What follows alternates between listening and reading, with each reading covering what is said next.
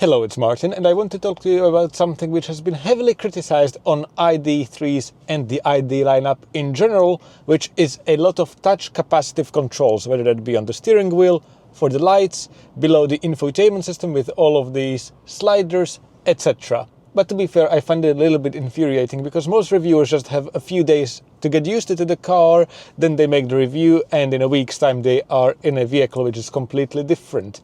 And they have been very critical of the touch control buttons, but they haven't really explained how they work and how to get the most out of them. So, me having owned this car for 4 months now, I thought I would make this video, so if you are making your purchase decision, you know everything there is to possibly know about them, and if you already have one, you know how to get the most out of them, because there are a little tips and tricks which VW has not made really obvious.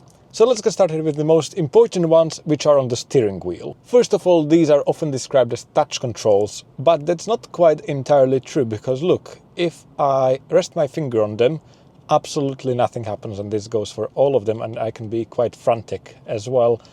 No reaction whatsoever. And that's because on these VW ID cars, there are two ways of activating them. Firstly, they do work as normal physical buttons. If you look closely, the surface is not actually flat. There is a contour to highlight where each activation point is. So even if you're driving, once you've lived with the car for a few days and you're familiar with the controls layout, you can feel that you are hovering over the correct one, and to activate it, you simply press harder, just like a physical button. So you need to press deeper, and then it activates. And to know that you have actually pressed it correctly, you get a confirmation sound. It's almost like a thunking noise. So if you listen to it, hopefully it comes across on camera.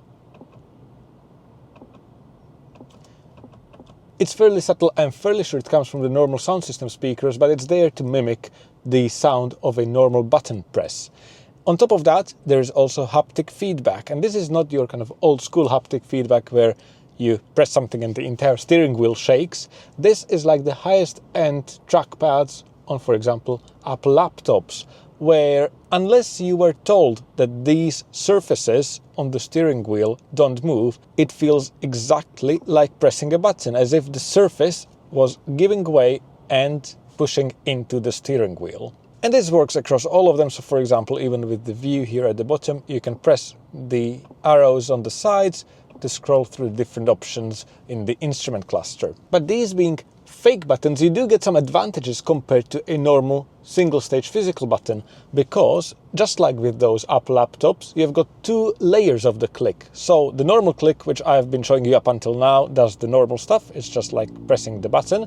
But for example, with the adaptive cruise control, if you want to adjust the speed in bigger increments instead of 1 mile per hour, you can press deeper on the plus and minus, and as you can see in the instrument cluster, then the set speed jumps in 5 mile per hour increments. And again, if you just press lightly, you get the first haptic press, and if you press harder, it almost feels like the button is sinking deeper yet again to give you that second stage of the click. This is all very well implemented, and I haven't had any issues with accidental presses. So even if you kind of put your palms or your fingers when you're, for example, maneuvering over these surfaces, they don't really react at all. And likewise, this deeper press is very well calibrated, so it's not like you will accidentally be changing the speed if you just want to fine-tune in 1 mile per hour increments. However, there's even more options, because VW decided to be a little bit more futuristic, and to match the sliders below the touchscreen, you can also slide your finger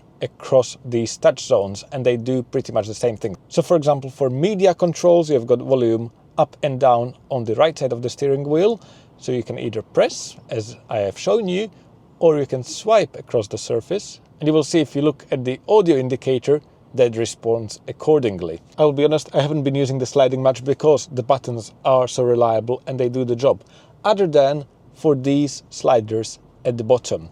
So this I found more intuitive to slide across, because this is literally just like scrolling through a web page on your laptop, for example. And you may hear that the confirmation sound is a little bit different now when you are swiping across. You get more of a whoosh.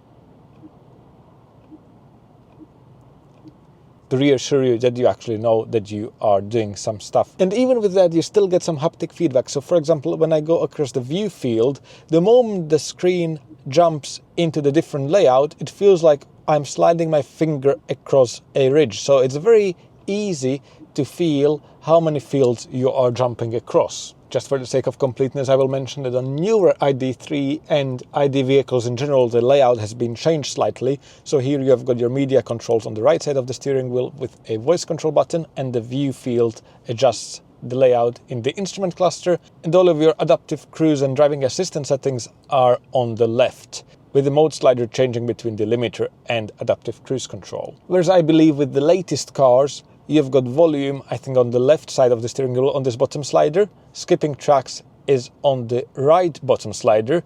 And then you've got more traditional directional arrows on your right side and still the adaptive cruise control on the left directional pad. But by and large, the implementation stays the same. However, the implementation of these controls differs vastly across the different MEB platform cars. So for example, the direct sister car to the ID.3 is the Cupra Born, which also has very similar touch style controls on the steering wheel, but they respond completely differently. So for example, whereas on the ID.3 you can just swipe lightly across the surface and that already triggers the controls, on the Cupra Born, to further prevent accidental touches, you need to press and then slide, and only then does the car react. And likewise, as you are sliding, it almost feels like an old school iPod with a click wheel, and you get a distinct clicking sensation as you go through every single step in the scrolling range. It's one of those things where it makes more sense when you try it out, but what I'm trying to say is that even though these cars are built on the same platform, Cupra, as a different manufacturer, has decided to implement the features a little bit differently.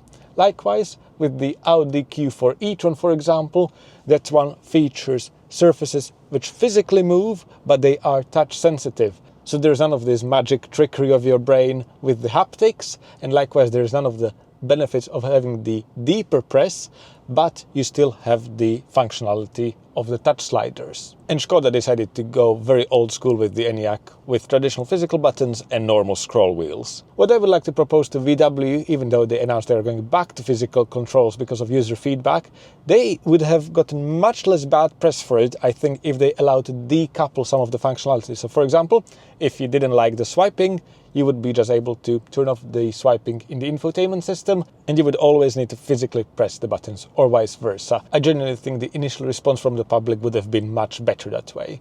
But that is what it is. Moving on to the second touch element in the car, which are these touch sliders below the touchscreen. And these have gotten even worse press because they are not backlit. That is indeed the case. So the only section on here which is backlit is the volume on and off button and these shortcut buttons underneath the touch sliders. So let's start with the actual sliders first of all. To change the volume, you can again either tap and the volume changes accordingly, or you can swipe across the touch field, and you can see it's quite responsive, but not being backlit, it can be quite difficult to find at night. However, obviously as a driver, I pretty much always just use the steering wheel controls.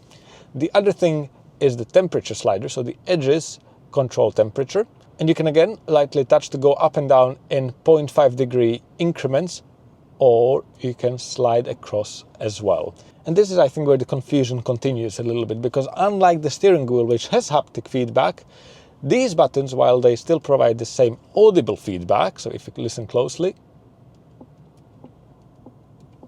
it's the same kind of a button press, there is no haptic feedback whatsoever. So this feels like pressing a touchscreen, or in other words, a solid surface. Again, if VW implemented the same style of haptic feedback into here, and if the surfaces were backlit, it would have gone down much better. But this is what you get, so let's see how we can work around it. First of all, with the temperature controls, if you go into the climate menu, you can also change them directly on the touchscreen. So if you're really struggling with this at night, you can go into the climate menu and change settings that way. However, I think most of the criticism comes from people not being used to automatic air conditioning and not using it properly. And especially on these ID.3s, I have not had any issues with the automatic program. So for example, in the summer, the temperature I have set is at the lowest 21 degrees Celsius, sometimes up to 23.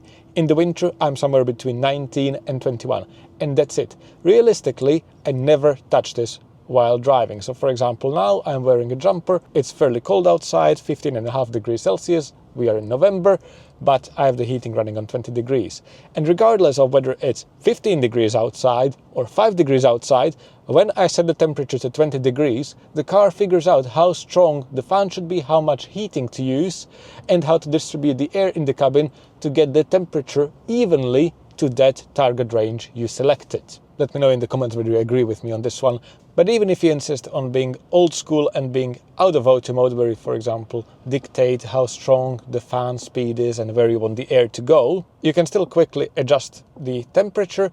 And importantly, some people complain about buttons or toggles for air conditioning being too slow, where you have to click through to change the temperature. With this, if you swipe quickly, you are obviously going to adjust the temperature in bigger increments. But it's not too sensitive that it would be difficult to use while you are on a bumpy road, for example. I will go back into automatic because that has been working beautifully for me. The other thing is the heated seats controls. So as you saw, if I just press here on the heated seat symbol, that doesn't really bring up the heated seats, that brings the climate menu, where then you can adjust your heated seats and your heated steering wheel. And I agree, this is a little bit clunky. However, the little hidden secret feature is that you can place 2 fingers on the temperature slider, and that activates the heated seat accordingly. And you can then keep pressing again with 2 fingers, and that adjusts the strength until you again cycle to 0. So this is all fairly simple. Just while we are here, if you want to know, for heated steering wheel, I added a shortcut into the notification shade, just like you have on your phone, and I can adjust the strength of the steering wheel heater right there. By the way, if you're technical and you care about why only these sliders out of all of the buttons in the cockpit are not backlit, it's not like VW forgot, it's just that they got their priorities completely wrong. Because this is carried over from previous VW infotainment systems where you have got proximity sensing. So for example, if I go into the navigation system and the map, you will see that as time passes, after a few seconds, some of the button labels disappear, which nicely declutters the interface. But to make it more user-friendly, the moment I bring my finger closer to interact with the screen, the labels reappear again. And it's in fact a very accurate system, because if you look closely, if I move my finger over some of these areas, those buttons enlarge in size. So it's a very nice little clever feature, and it works on the basis of infrared LEDs which are positioned within those sliders, and then there is a receptor in there as well which measures what light bounces off and whether there is any object and where it's located in this kind of screen area. And as you saw, it also accidentally activated this other feature where you can do kind of gestures in the air. So for example, if you want to hide this shade, you can swipe across. And this also works on the home screen. So for example, if you want to swipe across pages, you can do so just by waving your hand across. And this is why I'm saying that VW got the priorities wrong, because not that many people know about this functionality. I'm sure not that many people use it. And realistically, if my hand is this close, I can just swipe across the screen. It's not that big of a deal. And most people would have definitely preferred the backlit sliders. And that's in fact what happened with the newer cars. The newer infotainment system with the 15-inch touchscreen, which runs slightly different hardware behind the scenes as well, had this proximity sensing ditched in favor of fully backlit sliders. Just a shame that it took VW this long. But anyways, the last bits here are these controls below the touch sliders, and those are touch sensitive as well, with no haptic feedback whatsoever. So it's the same principle as the touch slider, that yes, you do get a sound from the speakers, that distinct click, but you cannot really feel, there is no vibration or anything like that to confirm that anything has indeed happened. And I'm afraid that includes the hazards button. Now that one is slightly recessed, so it's very easy to feel even when driving, but yeah, that's how it works. And this works on the lightest of presses, so there is no need to strongly depress these buttons, just the lightest touch with your fingertip activates the respective functionality. And it seems that people use this so rarely that they were completely ditched on the newer cars. And now let's discuss the less prominent controls, because those are pretty much all touch based as well. Starting with the lights and demisting control panel. It's accessible right by my left knee on the dashboard. Obviously on left-hand drive cars it's positioned closer to the edge of the dashboard, but this is what we get in the UK. Lights I generally leave always on automatic, but if you want to force them on, you just have to keep pressing this mode button until you get to your desired setting. And again, you've got the sound coming from the speakers to confirm that you are pressing something, but it works purely based on touch and there is no haptic feedback. So even the lightest of presses works. Realistically, I never press that button because the lights do a very good job in the full auto mode, and you can even customize how early or late the dipped beam kicks on from the daytime running lights. In fact, I've covered that in a previous video about the headlights of this car, so make sure to check that out if you're interested to know all about nighttime driving with the ID.3. The same goes for the front and rear fog lights, standard stuff. And importantly, I've got shortcuts here for demisting. Now, with the aircon on automatic, I've never needed to demist the windscreen manually, but if you're stubborn and you are going to run the aircon on manual or not run air conditioning at all because you want to save a little bit of power, you can then just press the windscreen demisting or the rear screen demister as well right there. Next up, we've got this overhead panel which controls mostly the lighting, and in case of vehicles equipped with the panoramic glass roof, also the physical sunshade. The lights are very simple. You just lightly touch, you get the same sound feedback through the speakers, but no haptic feedback. But this works quite well. They are quite a large surface area, so again, even on a bumpy road, there is no trouble with turning these on. Realistically, you will be turning these on when you're stationary anyways. A little trick is that, for example, once they are on, if you want to adjust the brightness, so for example, if you have someone sitting in the passenger seat and they want to read a book, but they don't want to distract you as a driver, you can press and hold on the light surface and you will dim the light just like you would do so with a dimmer switch in your house. And by the way, that same functionality works for second row lights as well. You also have other shortcuts here to set up whether the lights come on or not when the vehicle doors are open, and to call the VW support or breakdown service. For the glass roof, there's once again some sliding action happening.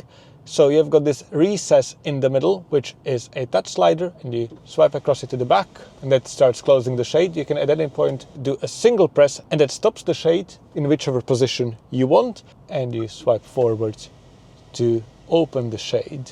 And this is so deeply recessed that there is no way you will accidentally press the sunshade controls, and you can easily do this even while driving just by feeling and doing a simple flick of the touch zone. And lastly, I've got the infamous half window switches and mirror controls. I'm saying half because there's no dedicated physical switches for the rear windows.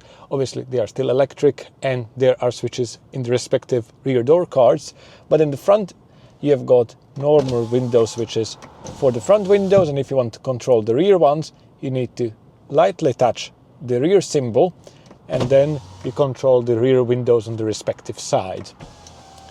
A little bit annoying, and I suppose VW probably saved 5p by doing it this way and reducing the number of switches in total, but I never had issues with the implementation, and as you can see, after a while the car always defaults to controlling the front windows, so you don't have to guess about whether you left it in the rear or the front setting, especially if you are trying to roll down the front window when you're entering a car park and you want to take your ticket from the machine. And just like with all of this touch stuff, there is a trick, which is you can press and hold the rear button for a couple of seconds and then it starts flashing. And what that means is that if you press any of the buttons down, it controls all the windows simultaneously. So for example, you can close all windows at the same time, and pressing the rear touch zone once again brings it back to normal functionality. There's sometimes a little bit of confusion about this top section. So the locking of the rear windows and the central locking for the vehicle, that is very much a touch zone.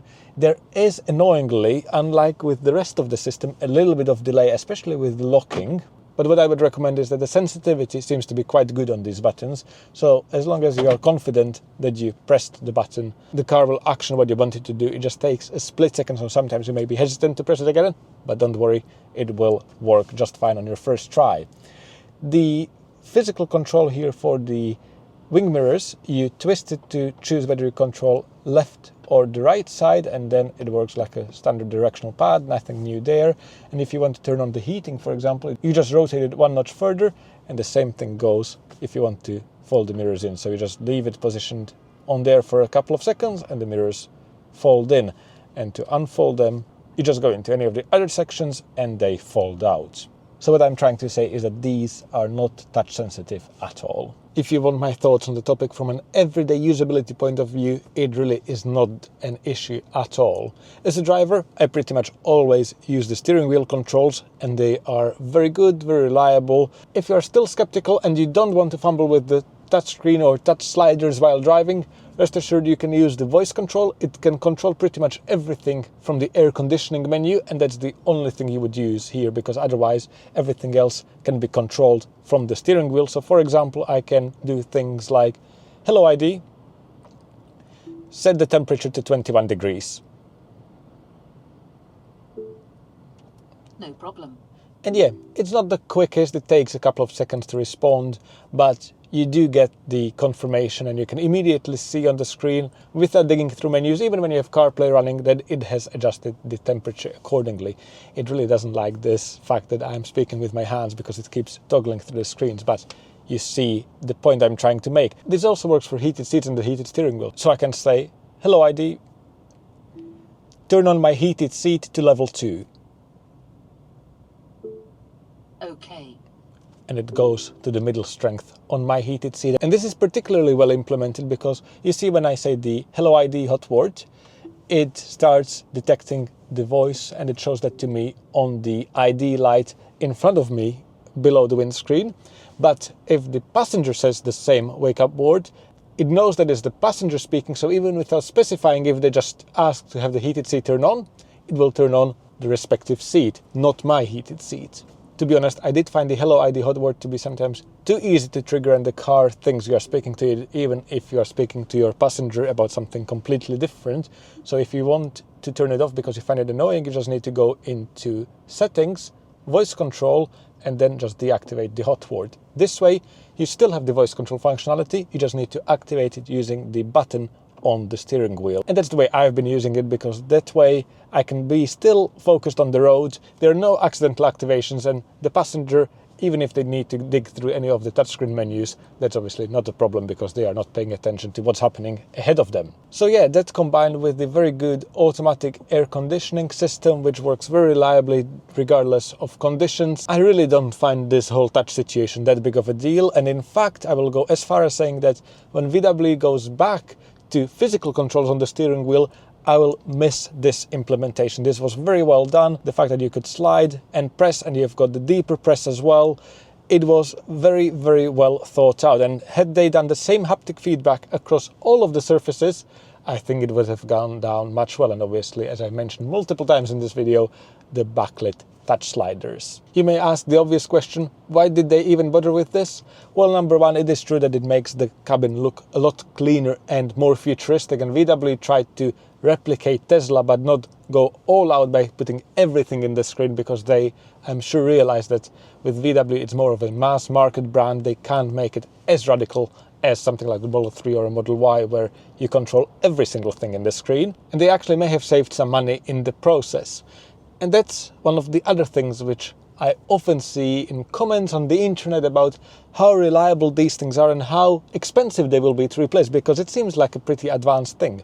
However, you have to keep in mind electronics have gotten very, very cheap over the years, and at the same time more and more reliable. But to answer your question, I did do my homework and I looked up how much these touchpads on the steering wheel cost. They come in pairs. This is very similar to the BMW i3 actually, where they are paired up and they are connected by a wire behind the airbag, and you can only buy the whole pair at a time. They are about £100 from VW, and that's a very, very reasonable price. On the i3, which features traditional old school physical buttons with a couple of kind of rocker switches, they are about £200 from BMW. And yes, you may say it's a different brand, but I'm sure they come from very similar suppliers, and it just shows that yes, even if these things break, they are not ridiculously expensive to replace, and more importantly, they are less likely to break.